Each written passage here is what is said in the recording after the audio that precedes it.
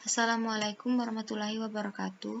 Perkenalkan, nama saya Indo Angke, NPM 0211 800008 dari Prodi Sistem Informasi STEM Palkomtek.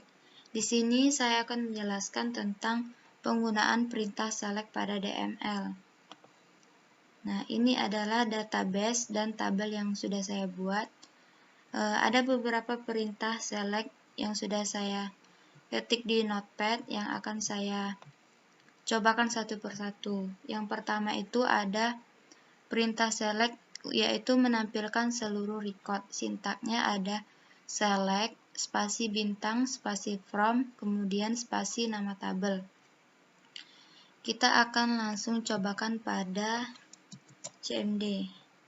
Kita copy lalu kita masukkan ke sini.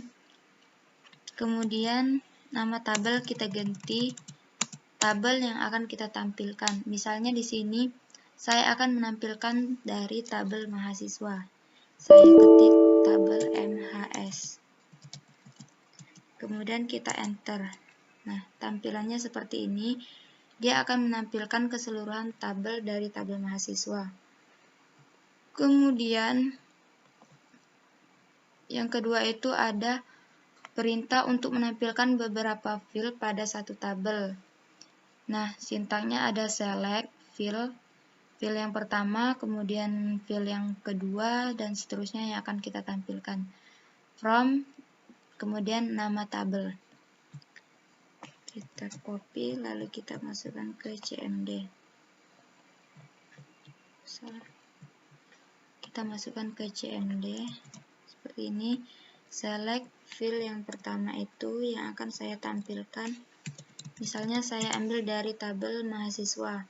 Field yang pertama ada, misalnya saya pakai NPM, kemudian nama, from, kemudian nama tabel. Nama tabelnya itu tabel mahasiswa atau MHS. Kemudian kita enter. Nah, ini hanya menampilkan beberapa field saja. Kemudian selanjutnya itu ada mengeliminasi duplikasi data. Di sini maksudnya itu mengeliminasi data yang terduplikasi atau data yang sama, hanya ditampilkan salah satu. Misalnya di sini saya ambil dari tabel nilai, karena tabel nilai itu datanya ada yang duplikasi. Kita ambil dulu sintaknya. Kita masukkan di CMD. Select distinct nama field. Di sini nama field yang akan saya gunakan atau saya tampilkan itu adalah dari NPM. From, kemudian nama tabel. Nama tabelnya itu adalah dari tabel nilai. Ketik nilai, kemudian kita enter. Nah, yang tampil aplikasi atau data yang sama. Kemudian ada perintah itu nama alias dan notasi not. Kita cobakan yang pertama dulu. Sintaknya ada select, kemudian nama field, kemudian S, nama alias ini nama yang akan kita gantikan, kemudian nama field yang kedua, selanjutnya nama alias, kemudian from, nama tabel. Kita copy, lalu kita masukkan ke CMD. Kita tentukan terlebih dahulu akan menampilkan tabel yang mana. Misal di sini saya akan memakai tabel mata kuliah. Kita ubah dulu nama tabelnya, itu tabel matkul. Kemudian field yang pertama yang akan kita tampilkan itu, misalnya di sini ada kode MK. Nama aliasnya kita ganti misalnya kode. Kemudian field yang kedua, misalnya di sini ada field semester atau SEM. Nah, namanya saya akan ganti menjadi semester aja. Semester from tabel matkul. Kemudian kita enter. Nah, dia akan otomatis terganti sesuai dengan yang kita input tadi. Selanjutnya ada perintah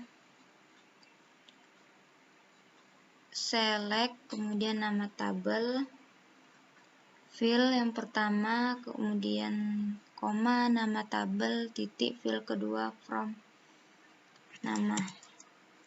Nah, di sini tadi saya sudah cobakan. Saya akan menggunakan tabel mata kuliah, kemudian fill matkul, kemudian fill SKS dari tabel mata kuliah dengan kode dari dari fill K kode MK. Saya ambil nilainya dari yang BD 340. Kita langsung copy, kemudian kita masukkan di CMD. Kita copy dan enter. Nah, ini adalah nilai dari kode mata kuliah basis data. Akan otomatis muncul mata kuliah basis data. Selanjutnya itu ada perintah select from database, kemudian nama tabel itu untuk menampilkan nama database dan tabel. Ini sintaknya kita copy, kemudian kita masukkan ke CMD. Misal di sini saya akan menampilkan tabel dosen dari database STEMIC File Contact, Academic STEMIC File Contact, academic _STEMIC _file contact, sesuai dengan nama database yang kita buat. Setelah itu kita enter. Nah, ini dia tabel dosen dari database Academic STEMIC File Contact. Selanjutnya itu ada perintah membatasi record yang ditampilkan. Jadi di sini hanya beberapa saja yang ditampilkan, hanya beberapa record saja yang ditampilkan. Ini sintaknya ada select, spasi bintang, spasi from, kemudian nama tabel, where, spasi nama fill sama dengan nilai. Kita copy, masukkan ke CMD. Kita ganti tabel yang akan kita tampilkan. Misal di sini saya akan menampilkan tabel dari mahasiswa MHS. Kemudian nama filenya saya ambil dari NPM. Kemudian nilainya kita masukkan salah satu NPM-nya. Misal saya ambil NPM yang ini, atau enggak yang kedua. Ini. Kemudian kita masukkan ke nilai. Lalu kita enter. Nah, dia akan muncul hanya satu saja sesuai dengan NPM, sesuai dengan nilai yang kita masukkan. Untuk menampilkan data secara urut, yang pertama itu ada mengurutkan data dari kecil ke yang besar atau ascending. Sintaknya seperti ini, select, kemudian fill yang pertama, kemudian yang kedua, dan seterusnya. Kemudian from, nama tabel, order by, spasi, nama fill, ASC. Langsung aja kita copy, kemudian kita masukkan ke CMD. Kita masukkan fill yang akan kita tampilkan atau yang akan kita urutkan. Misalnya di sini saya akan menampilkan fill dari tabel mata kuliah. Fill yang pertama itu ada kode MK. Kita ubah yang ini, kode MK. Kemudian yang kedua saya akan pakai fill semester from, kemudian nama tabel, nama tabel dari file yang kita masukkan itu, nama tabelnya adalah tabel mata kuliah atau matkul.